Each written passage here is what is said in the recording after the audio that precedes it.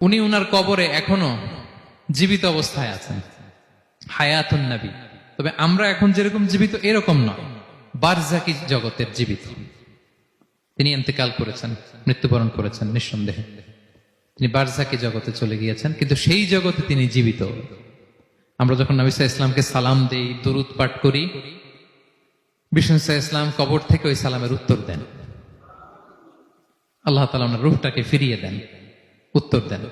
সাহাবারা বললেন, ইয়া রাসূলুল্লাহ, কিভাবে আপনি উত্তর দেন? আপনার দেহ মাটি খেয়ে ফেলবে না?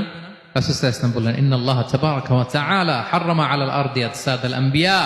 আল্লাহ তাআলা নবীদের দেহকে নষ্ট করা মাটির জন্য হারাম করে দিয়েছেন। কোন মাটি কোন নবীর দেহকে টাচ করতে পারে না, নষ্ট করতে পারে না। নবীরা কবরে জীবিত, সেখানে সালাত আদায় করে, তাদেরকে স্পেশাল রিজিক দেয়া হয়। এটাকেই বলা হয় হায়াতুন নবী, তিনি বারজাকি জগতে জীবিত। বিষ্ণু সাল্লাল্লাহু আলাইহি ওয়াসাল্লাম যখন এই হাদিস বললেন যে সবচাইতে যদি আমাকে কেউ ভালো না বাসে সে মুমিন নয়, ওমরে ফারুক তো অবাক হয়ে গেলেন। উনি কিছুক্ষণ আগে বলতেছিলেন যে ইয়া রাসূলুল্লাহ, আমি আপনাকে সবচাইতে বেশি ভালোবাসি, তবে ইল্লা নাফসি, আমার নিজের আত্মাটারে আমি এর চেয়ে বেশি ভালোবাসি। সবচেয়ে বেশি ভালোবাসি আমার আত্মাটারে, এরপরে ভালোবাসি আপনাকে।